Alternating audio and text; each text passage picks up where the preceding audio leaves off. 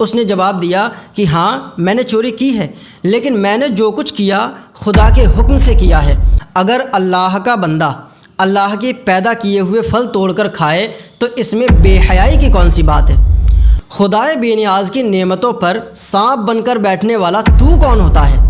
لیکن غور طلب بات یہ ہے کہ اللہ تعالیٰ کا یہ علم کسی شخص کو اچھے یا برے کام پر مجبور نہیں کرتا۔ السلام علیکم، ویلکم ٹو پاکیزہ علم، میں آپ کا دوست سلمان۔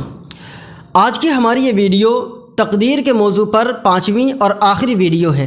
تقدیر کا مسئلہ نہایت ہی نازک مسئلہ ہے جسے ہم نے آسان کر کے بیان کرنے کی کوشش کی ہے۔ اس سے پہلے کہ تمام ویڈیوز کو آپ آئی بٹن پر جا کر دیکھ سکتے ہیں یا پھر ہمارے چینل کے پلے لسٹ سیکشن میں جائیں، وہاں آپ کو تقدیر کے نام سے ایک پلے لسٹ ملے گی جس میں یہ تمام ویڈیوز موجود ہیں۔ اب ہم بات کرتے ہیں آج کی اپنی اس ویڈیو کے بارے میں، تو چلیے اللہ رب العزت کے بابرکت نام سے شروع کرتے ہیں۔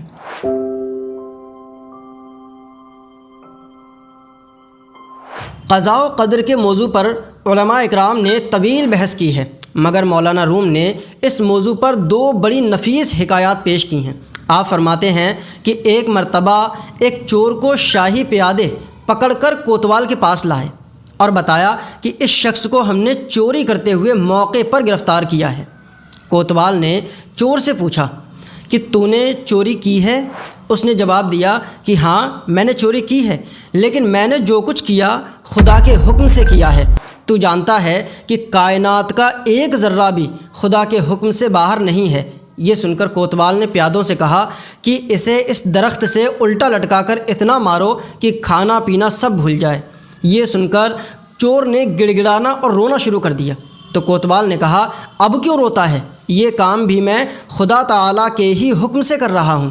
اور دوسری حکایت کچھ اس طرح کی ہے کہ ایک شخص بغیر کسی اجازت کے ایک باغ میں گھسا اور درخت پر چڑھ کر پھل توڑنے لگا۔ اتنے میں باغ کا مالک ادھر آ نکلا اور اس شخص کو پھل توڑتے دیکھ کر بولا کہ ارے او بے حیا، یہ کیا حرکت ہے؟ پھل توڑنے والے نے جواب دیا اگر اللہ کا بندہ اللہ کے پیدا کیے ہوئے پھل توڑ کر کھائے تو اس میں بے حیائی کی کون سی بات ہے؟ خدائے بے نیاز کی نعمتوں پر سانپ بن کر بیٹھنے والا تو کون ہوتا ہے؟ یہ سن کر باغ کے مالک نے اپنے نوکر سے کہا کہ ذرا مضبوط رسی اور کوڑا لے آؤ تاکہ میں اللہ کے اس بندے کو جواب دے سکوں۔ غلام دوڑا دوڑا گیا اور دونوں چیزیں لا کر پیش کر دیں۔ اس کے بعد باغ کے مالک نے چور کو اسی درخت سے باندھا اور اس کی پیٹھ پر کوڑے برسانے شروع کر دیے۔ چور نے کہا ارے بھائی کچھ تو خدا کا خوف کرو، کیا مجھے مار ڈالنے کا ہی ارادہ ہے؟ تو اس نے جواب دیا کہ چیخو مت، اللہ تعالیٰ کی پیدا کی ہوئی چیز سے اللہ کا ایک بندہ دوسرے بندے کو مار رہا ہے۔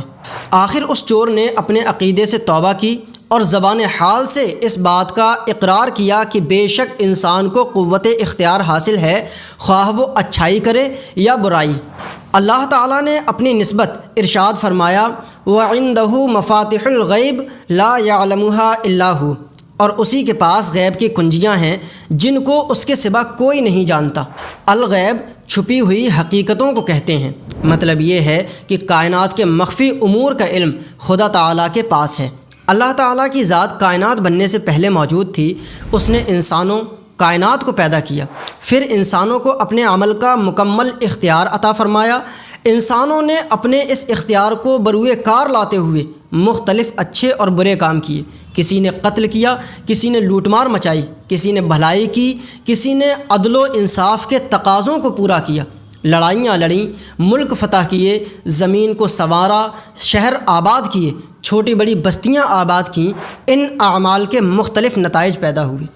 اللہ تعالیٰ چونکہ مفاتیح الغیب کا مالک ہے، اس لیے انسانوں کو متوقع آزادی دیے جانے کے جو نتائج وقوع پذیر ہونے تھے وہ اسے پہلے سے معلوم تھی۔ لیکن غور طلب بات یہ ہے کہ اللہ تعالیٰ کا یہ علم کسی شخص کو اچھے یا برے کام پر مجبور نہیں کرتا۔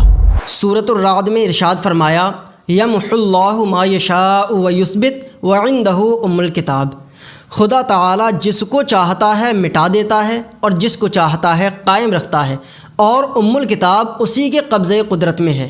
ام الکتاب سے مراد لوح محفوظ ہے، جہاں وہ تمام کام جو ہو چکے یا ہونے والے ہیں ان کے احوال کا اندراج ہوتا ہے، جو علم الہی کا دوسرا نام ہے۔ حضرت سیدنا عمر فاروق اعظم رضی اللہ تعالیٰ عنہ کے زمانے میں ملک شام میں طاعون کی وبا پھیلی، اور اس زمانے میں حضرت عمر رضی اللہ تعالیٰ عنہ بھی ملک شام گئے ہوئے تھے۔ وبا کی وجہ سے انہوں نے وہاں سے نکلنے میں جلدی کی۔ حضرت ابو عبیدہ رضی اللہ تعالیٰ عنہ نے فرمایا، کیا آپ اللہ کی قضا سے بھاگتے ہیں؟ حضرت عمر رضی اللہ تعالیٰ عنہ نے اس کا جو جواب دیا وہ تقدیر کے مسئلے کی تمام گتھیاں سلجھا دیتا ہے۔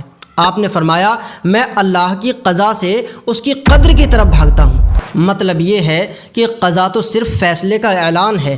اگر طاعون جیسا مہلک مرض کسی علاقے میں وبا کی صورت میں پھیل جائے اور میں کسی دوسرے علاقے میں پہنچ کر اس مرض سے بچ جاؤں تو میرا بچ جانا یقیناً اللہ تبارک و تعالیٰ کی تقدیر یعنی علم میں ہے۔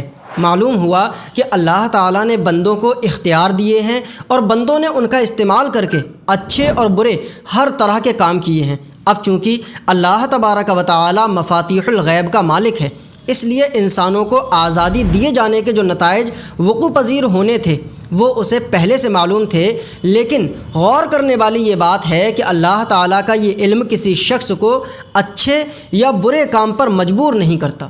لہٰذا ہمیں چاہیے کہ ہم اپنے اختیار کا استعمال اچھے اور نیک عمل کرنے کے لیے کریں اور اللہ تبارک و تعالیٰ کی نافرمانی سے اپنے آپ کو ہمیشہ محفوظ رکھیں۔